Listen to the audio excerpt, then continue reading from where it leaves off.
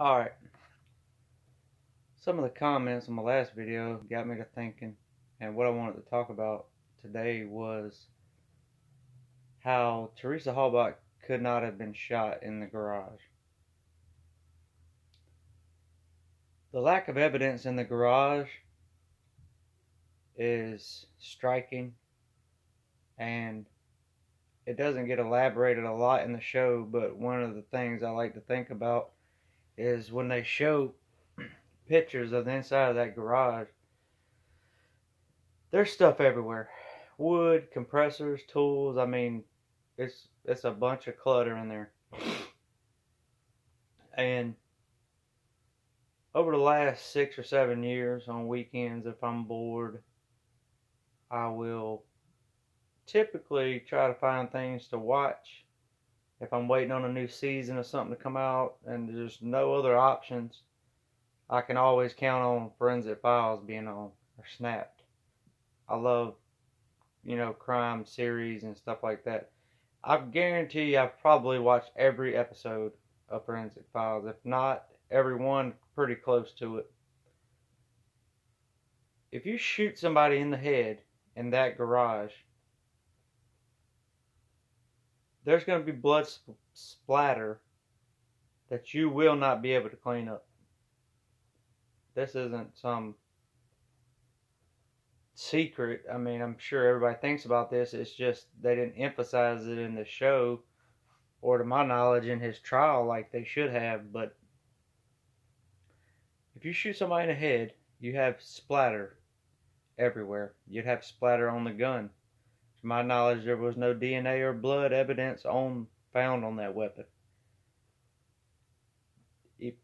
If you shot somebody in the head in that garage or in the body or anywhere, you would have specks of blood in places where Stephen Avery and Brendan Dassey wouldn't have been able to find and clean up with bleach.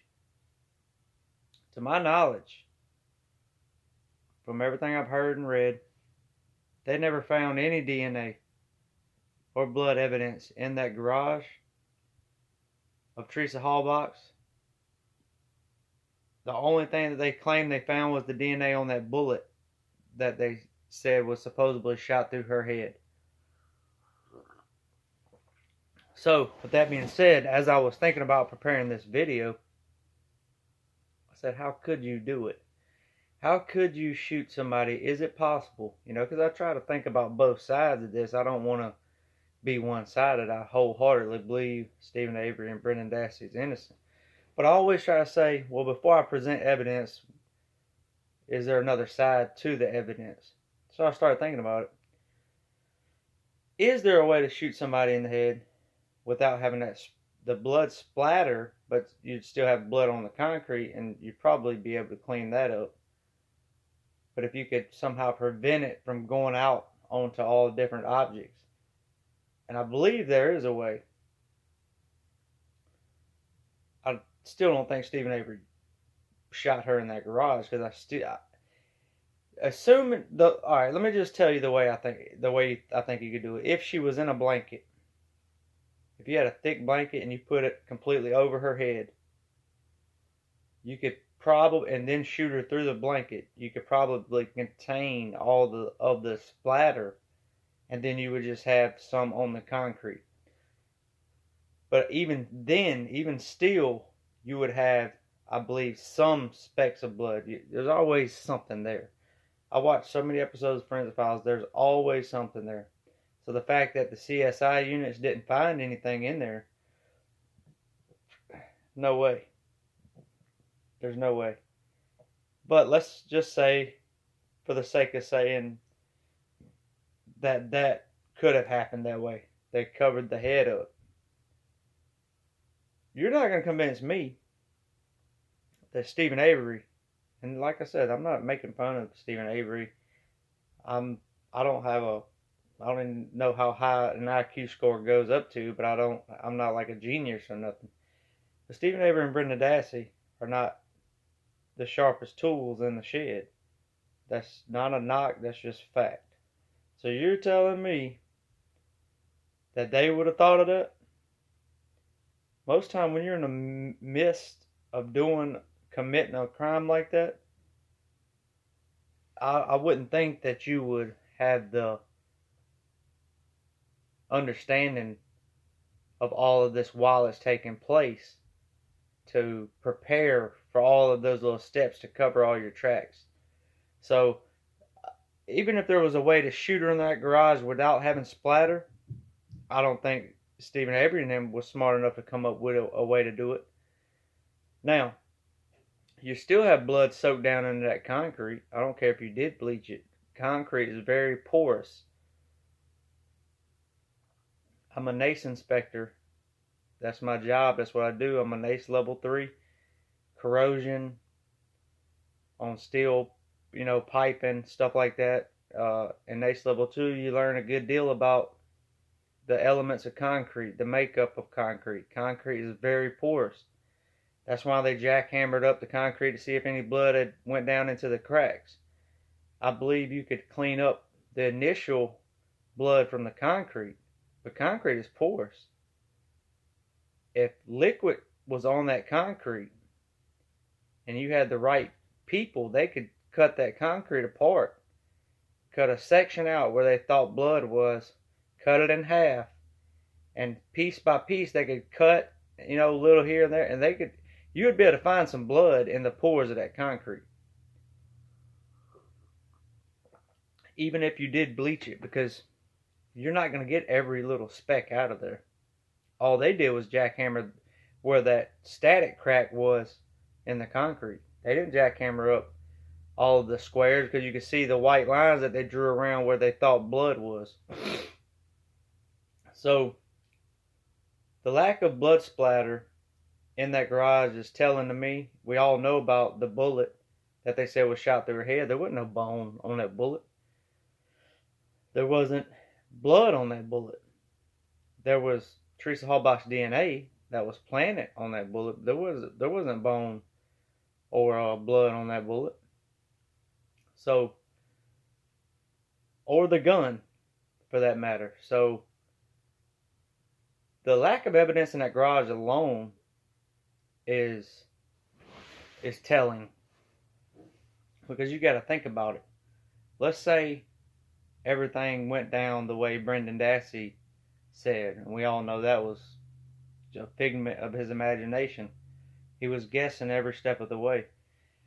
They cut her hair, they cut her throat, they raped her, they shot her, stabbed her some more. I mean, all this stuff. I mean, we can go on and on and on about things that was supposedly done to her, right?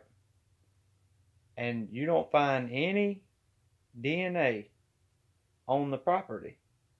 So you got one or two things, that possibilities. One, the crime wasn't committed there. Or two, you have two of the best crime scene cleaners in the history of crime committing that cleaned up the scene so immaculate that CSI units couldn't find that sufficient evidence that they needed, but failed to clean the inside of the car. To me, the car would be the first thing I would have cleaned, because to me that's what everybody's gonna be looking for her. When she goes missing, they're not gonna say she's missing. Let's go search Stephen Avery's house. The first thing when somebody's missing, if she has a vehicle, they start looking for the vehicle, license plate number, putting pictures up. This is her face. This is how tall she is. This is how much she weighs.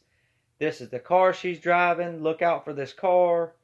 So the car would have been the first thing that I cleaned and disposed of, because I could keep people out of my house for a few hours or a day or whatever and get that cleaned up. I can keep people out of my garage, lock it up, whatever. But I need to do something with that car immediately. I need to get it off my property, first of all. I need to clean it or burn it, destroy it. I mean, there's so many things you could have did to get rid of the evidence inside that car, especially with a car crusher on the lot. So, no, as we all know, I mean, I'm preaching to the choir here, but the evidence don't match up. I don't understand how you can prosecute somebody with so many dots not connected. You convicted Stephen Avery without using Brendan Dassey's testimony, but then you convicted Brendan Dassey solely on his testimony with no physical evidence. And I think I said that correctly. But I mean, it's just absurd. It's ridiculous. Like I said, I've watched almost every episode of Forensic Files. There's no way you're committing a murder on that property without leaving stuff behind. If anything happened in that trailer, there'd be evidence.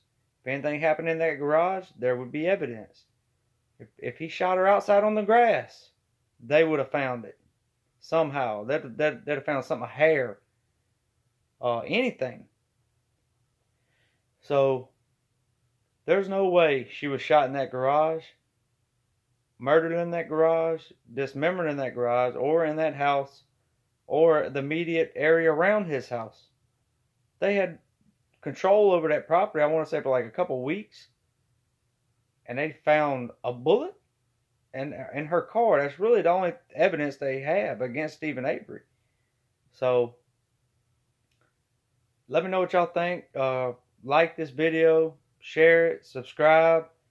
I'm going to try to come out with videos frequently. I'm going to try to, I work all the time, so it's hard for me to prepare, research, stuff like that.